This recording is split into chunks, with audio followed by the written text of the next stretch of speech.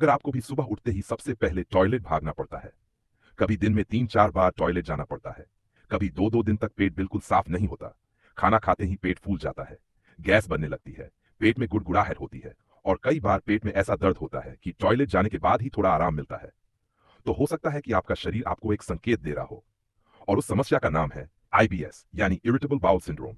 अब बहुत लोग बोलेंगे, भाई ये आईबीएस आखिर होता क्या है? क्या ये कोई बड़ी बीमारी है? क्या ये हमेशा के लिए ठीक हो सकती है? और सबसे बड़ी बात, क्या सिर्फ एक घरेलू नुस्खा पी लेने से आईबीएस पूरी तरह खत्म हो जाएगा? आज के वीडियो में मैं आपको बिल्कुल आसान भाषा में समझाऊंगा आईबीएस आखिर होता क्या है, इसके लक्षण क्या होते हैं, किस वजह से ये बार बार परेशान करता है और आखिर में एक आसान घरेलू उपाय भी बताऊंगा जिसके बारे में आयुर्वेद में बताया जाता है और जो कुछ लोगों में गैस, ब्लोटिंग और पाचन संबंधी तकलीफ में मददगार हो सकता है। लेकिन दोस्तों, वीडियो शुरू करने से पहले एक छोटी सी बात, अगर आपके मल में खून आता है, तेजी से वजन कम हो रहा है, रात में नींद से उठकर बार बार टॉयलेट जाना पड़ रहा है या लगातार तेज पेट दर्द रहता है, तो इसे सिर्फ आईबीएस समझकर घर पर इलाज मत कीजिए। ऐसे लक्षण किसी दूसरी गंभीर बीमारी के भी हो सकते हैं, इसलिए पहले डॉक्टर से जांच जरूर कराइए। अब सबसे पहले समझते हैं आईबीएस आखिर होता क्या है। देखिए दोस्तों, आईबीएस कोई इंफेक्शन नहीं है, ना ही ये कैंसर है और ना ही ये ऐसी बीमारी है जो एक इंसान से दूसरे इंसान में फैलती हो। ये हमारी आंतों से जुड़ी एक ऐसी समस्या है जिसमें आंतें देखने में तो सामान्य हो सकती हैं, लेकिन उनका काम करने का तरीका बदल जाता है। अब मैं आपको एक आसान उदाहरण देकर समझाता हूं। मान लीजिए आपकी बाइक बिल्कुल नई है, इंजन भी सही है, पेट्रोल भी पूरा है, लेकिन एक्सीलेटर कभी बहुत तेज चलने लगता है और कभी बिल्कुल स्लो। तो दिक्कत बाइक के पार्ट्स में नहीं, उसके कंट्रोल में होती है। बस कुछ ऐसा ही आईबीएस में भी होता है। आंतें हमेशा खराब नहीं होती, लेकिन उनका मूवमेंट कभी बहुत तेज तो कभी बहुत धीमा हो जाता है। इसी वजह से कभी दस्त लग जाते हैं, कभी कब्ज हो जाती है और कई लोगों में दोनों समस्या बारी बारी से होती रहती है। यही कारण है कि कुछ लोग बोलते हैं, भाई कल तो 10 बार टॉयलेट गया था और आज 2 दिन से पेट साफ ही नहीं हो रहा। अगर आपके साथ भी ऐसा होता है तो इसे बिल्कुल हल्के में मत लीजिए। अब यहां पर एक और लक्षण आता है जो लगभग हर आईबीएस मरीज में देखने को मिलता है और वो है पेट में गैस, ब्लोटिंग यानी खाना खाने के बाद ऐसा महसूस होना जैसे पेट में किसी ने हवा भर दी हो। कई लोग तो सिर्फ 2 रोटी खाते हैं, लेकिन ऐसा लगता है जैसे 10 रोटी खा ली हो। कपड़े टाइट लगने लगते हैं, बार बार डकार आती है और पेट भारी भारी महसूस होता है। अब यहां पर बहुत लोग सबसे बड़ी गलती क्या करते हैं, हर बार गैस की गोली खा लेते हैं या दस्त रोकने की दवा ले लेते हैं, लेकिन असली वजह जानने की कोशिश ही नहीं करते। याद रखिए, अगर बार बार यही समस्या हो रही है तो सिर्फ लक्षण दबाने से काम नहीं चलेगा, उसकी वजह समझना भी उतना ही जरूरी है। अब सवाल आता है, आईबीएस आखिर होता क्यों है? देखिए, इसका एक ही कारण नहीं होता। कुछ लोगों में तनाव, कुछ लोगों में चिंता, कुछ लोगों में गलत खान पान, कुछ लोगों में नींद की कमी और कुछ लोगों में कुछ खास चीजें खाने के बाद, जैसे ज्यादा मसालेदार खाना, बहुत तला भुना खाना या कुछ लोगों में दूध जैसी चीजें लक्षण बढ़ा सकती हैं। हर इंसान का ट्रिगर अलग हो सकता है। यही वजह है कि एक ही चीज किसी को सूट करती है और दूसरे इंसान को नहीं। और दोस्तों, यहीं पर सबसे बड़ी समझदारी क्या है, अपने शरीर को समझना। कौन सी चीज खाने के बाद आपकी समस्या बढ़ती है उस पर ध्यान देना, क्योंकि कई बार दवा से ज्यादा आपकी रोज की आदतें फर्क पैदा करती हैं। अब मैं आपको एक बहुत आसान आयुर्वेदिक घरेलू उपाय बताने वाला हूं जिसका उपयोग कई लोग पाचन बेहतर रखने और गैस ब्लोटिंग कम करने के लिए करते हैं।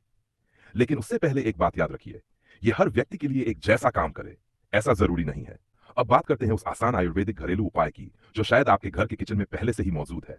देखिए, ये कोई महंगी दवा नहीं है और ना ही कोई ऐसी चीज है जो आपको बाजार में ढूंढनी पड़े। इसमें आपको चाहिए एक गिलास ताजी छाछ, एक चुटकी काला नमक, एक चुटकी काली मिर्च पाउडर और एक चुटकी हींग। बस इन चारों चीजों को अच्छी तरह मिला लीजिए। अब बहुत लोग बोलेंगे, भाई इसमें ऐसा क्या खास है? देखिए, आयुर्वेद के अनुसार छाछ को पाचन के लिए बहुत अच्छा माना जाता है। अगर किसी व्यक्ति को छाछ सूट करती है तो यह पेट को हल्का रखने में मदद कर सकती है। हींग का उपयोग लंबे समय से गैस और पेट फूलने जैसी समस्याओं में किया जाता रहा है। काली मिर्च पाचन क्रिया को बेहतर बनाने में सहायक मानी जाती है और काला नमक भी कुछ लोगों में गैस और अपच की परेशानी कम करने में मदद कर सकता है। लेकिन दोस्तों, एक बात यहां पर बहुत जरूरी है, यह कोई जादुई इलाज नहीं है। ऐसा नहीं कि आज आपने ये छाछ पी और कल से आपका आईबीएस हमेशा के लिए खत्म हो जाएगा। ऐसा बिल्कुल नहीं होता। अगर किसी को छाछ से एलर्जी है या दूध से बनी चीजें बिल्कुल भी सूट नहीं करती, तो वो बिना डॉक्टर की सलाह इसे शुरू मत करे। और अगर आपको पहले से कोई गंभीर बीमारी है या आप पहले से आईबीएस की दवा ले रहे हैं, तो भी अपने डॉक्टर से पूछकर ही इसे अपनी दिनचर्या में शामिल करें। अब यहां पर मैं आपको एक और छोटी सी लेकिन बहुत जरूरी बात बताता हूं। देखिए, आईबीएस सिर्फ दवा से कंट्रोल नहीं होता। अगर आप पूरे दिन तनाव में रहते हो, नींद पूरी नहीं लेते, बाहर का खाना रोज खाते हो और एक्सरसाइज बिल्कुल नहीं करते, तो सिर्फ घरेलू नुस्खे से ज्यादा फायदा मिलने की उम्मीद मत रखिए, क्योंकि आईबीएस में आपकी लाइफस्टाइल भी उतनी ही जरूरी होती है जितनी दवा।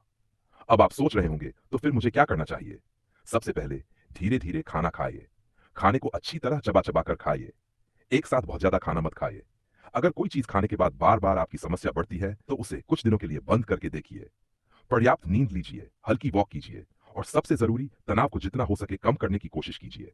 क्योंकि बहुत सारे आईबीएस मरीजों में देखा गया है कि जैसे जैसे तनाव बढ़ता है वैसे वैसे पेट की समस्या भी बढ़ जाती है।